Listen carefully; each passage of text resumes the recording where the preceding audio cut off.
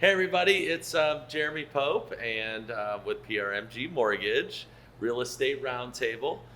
We've got a new guest today, which I'm very excited about.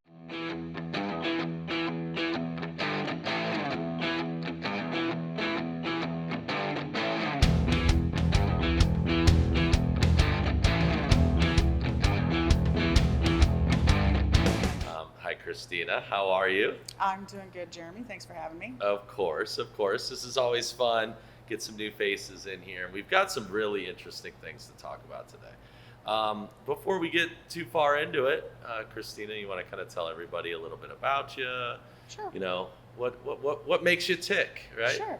Well, I love real estate. This is my passion. I absolutely love it. There's nothing else I ever want to do. I've been in real estate in one form or another since I was 20. So I've spent my whole adult life doing this.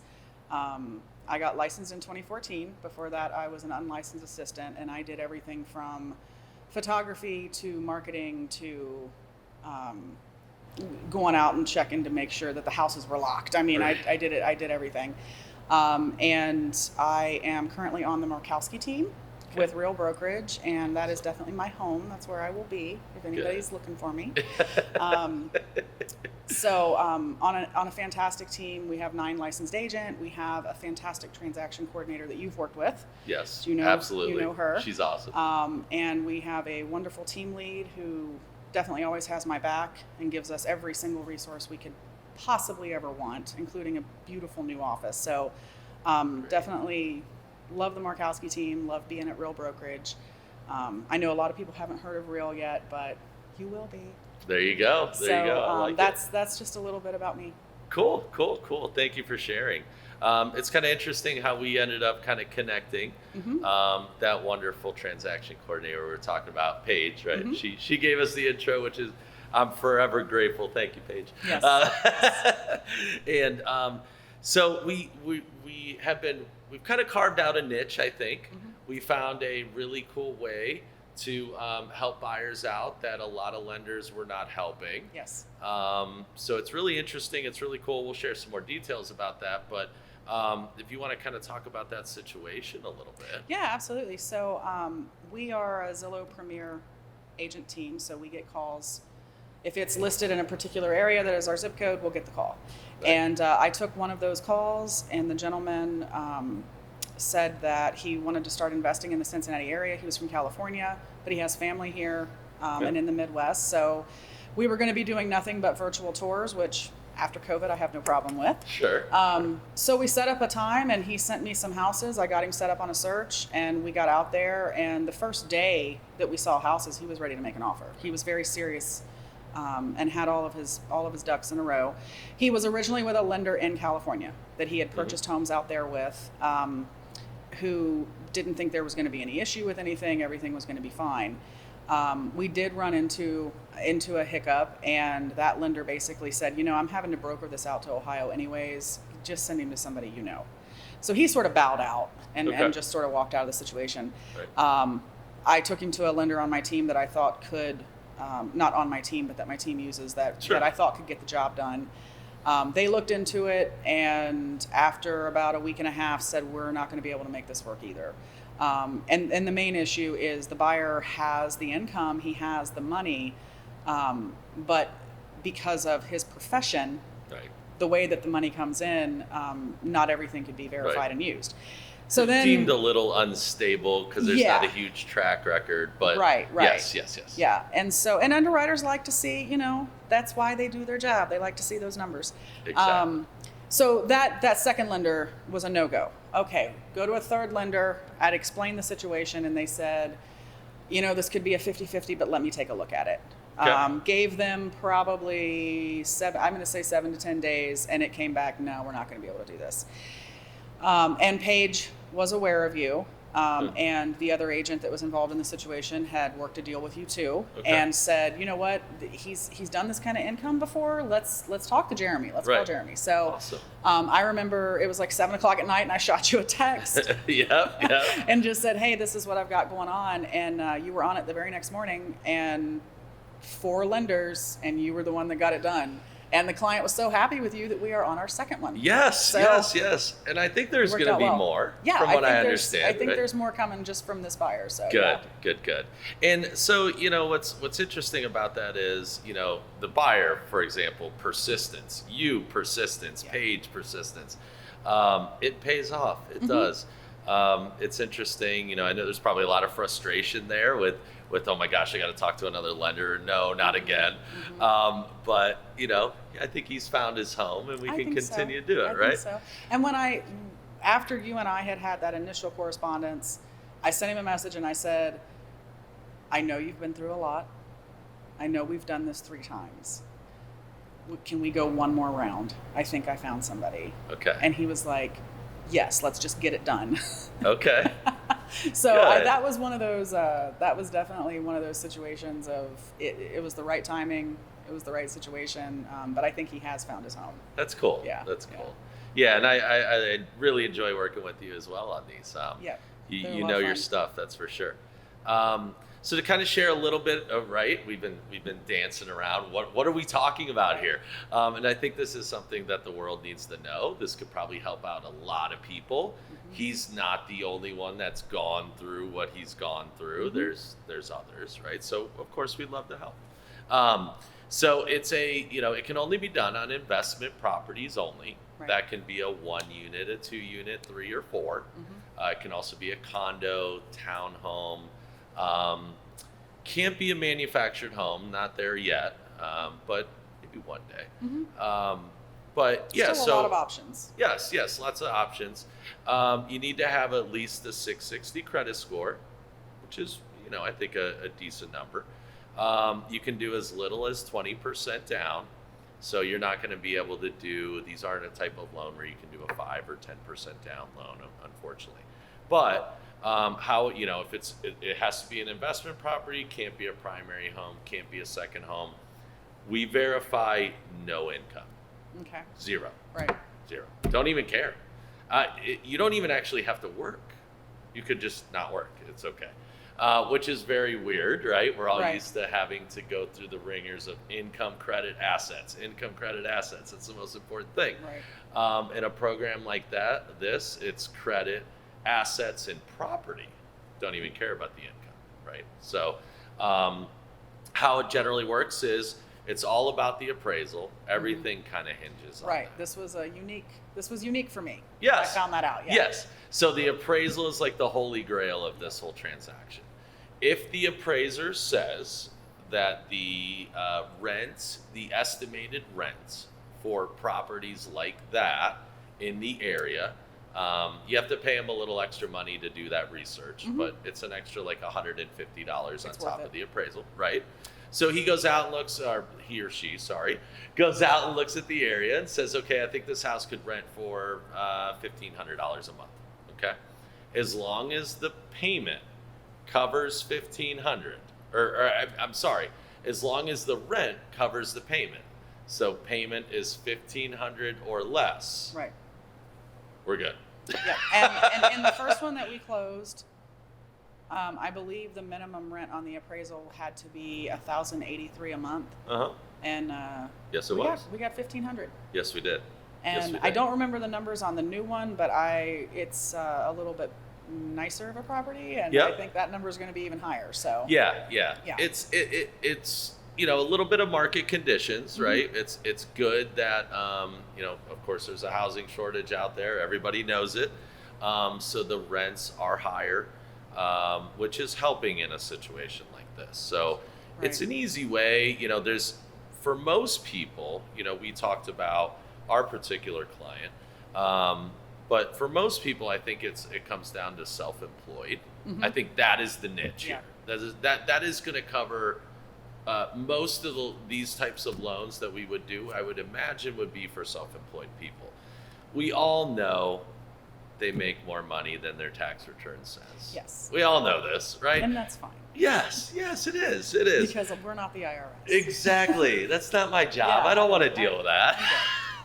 Exactly. Got enough to worry about. But yeah, if they're, they typically have money in the bank, which these loans require a bigger down payment. Right. Sometimes the income's a little funky when you're calculating it as a lender. Mm-hmm. So just ignore all that. Yeah, And we're it's just not fine. going to have to look at any of that. It's Correct. fine. Correct. And Correct. we don't really care if you have mattress money. It's okay to have mattress money. Yes. And that's one of the other big differences is where the money is coming from and the way that it's verified and tracked. It makes it easier for people because the paper trail is not the same. Correct. And they're not looking for the same thing. And I know that this particular client definitely commented that the process was a lot easier with you. And given that he had been through 3, I think he was a good test subject to give an opinion on that because he did say that. He said, yeah, this is the way to go. This was so much easier. Cool. And I know he's been happier with the communication and all of those aspects of it. So I think that also plays into you're dealing with people who know what they're doing because you guys do. You've got the product down. And of everybody that I've talked to, nobody is doing this. I mean, you guys have a spot here. Cool. Where nobody else is really doing this, and I've mentioned it to a few other people because I have some clients that might want to do an investment, but they're not sure they're going to be able to get another mortgage. And Sure. I can say, actually, I do Right. have someone you can talk to. Right. Because if you tell me no, I know the answer is no. Yes. That's true. That's true. And I always shoot it straight with you, right? Yeah. No, I'm sure there are plenty of people where the credit is good. Yeah. There's money in the bank. They've identified a great property and, the income is wonky for whatever reason. Reason. There's a million reasons why it could be, but that's okay. That's okay. One of the things just to kind of throw out, just so people understand it, is you can't be a first-time home buyer. Mm-hmm. That's one of the downsides, but conceptually I can kind of agree with that because if you've never owned, and this program aside, I think I would give this advice to anybody. Yeah. If you have not owned your own home and you want to get into the investment world, the rental world, I don't know if that's a good idea.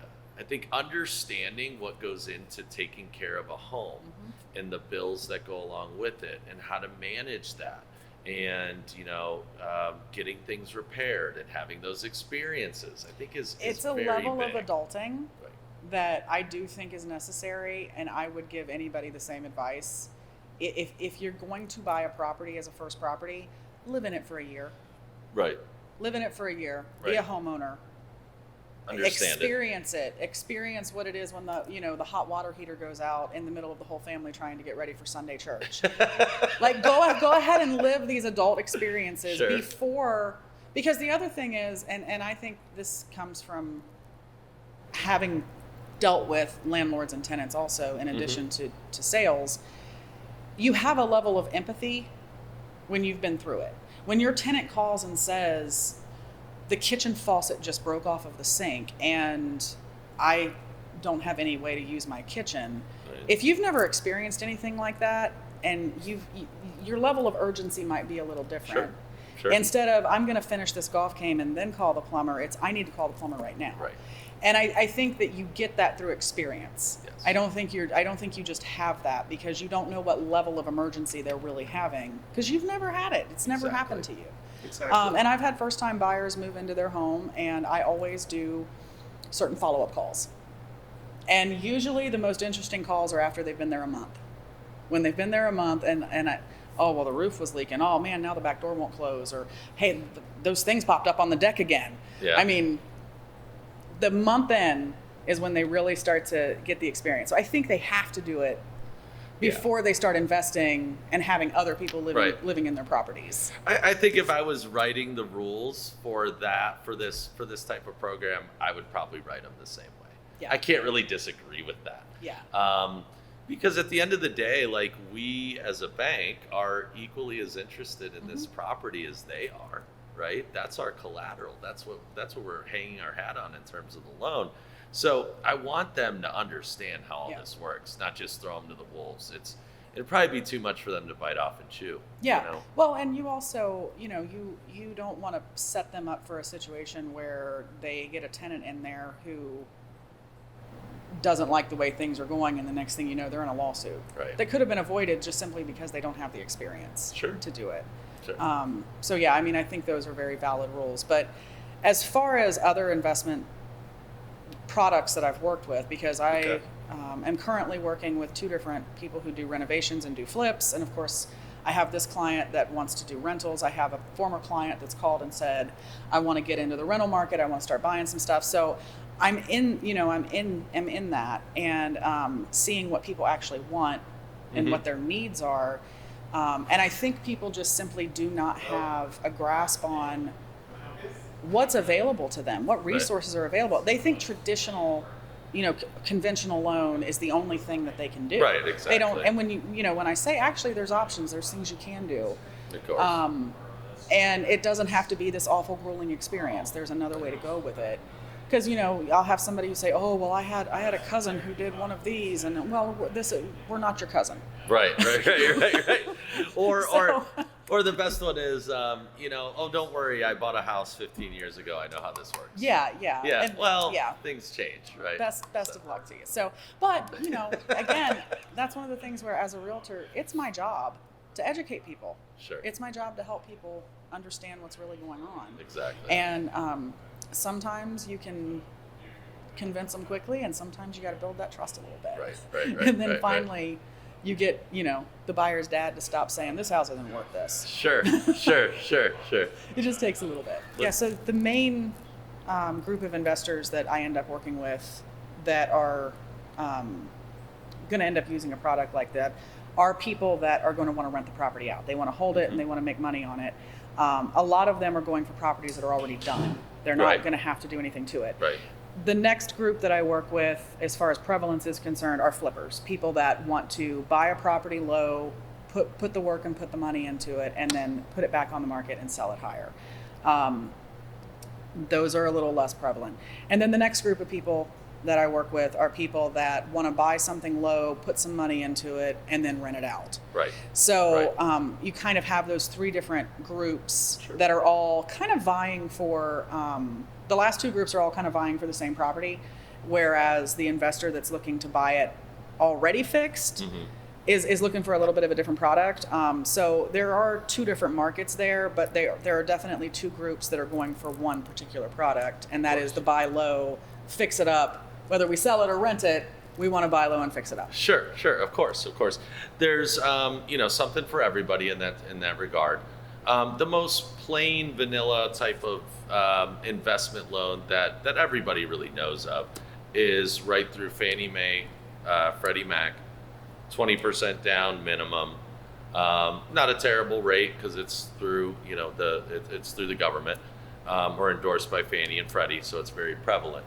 And then also the but you also have to have the income, the credit, and the assets. You got to have all 3, right? Not so much concerned with what that property could rent for. That's not the big deal breaker, like we were talking about before. Right. But you got to have the income, credit, or assets. I would say if that person does not have the income, then we're talking about the program, the investor loan that introduced all of this, right? It's the same amount of money down, 20% down. They're going to give you a little bit of a higher interest rate because they're ignoring your income. So there's that. And then there are renovation lending too, to whereas that is an income verification process there. So you can buy a house, you can fix it up, but then in that regard, you do have to have the income, credit, assets. So there is something for everybody. And really what, we talked about is people only really know about the one. So let's tell the world about all of the others. Yeah, absolutely.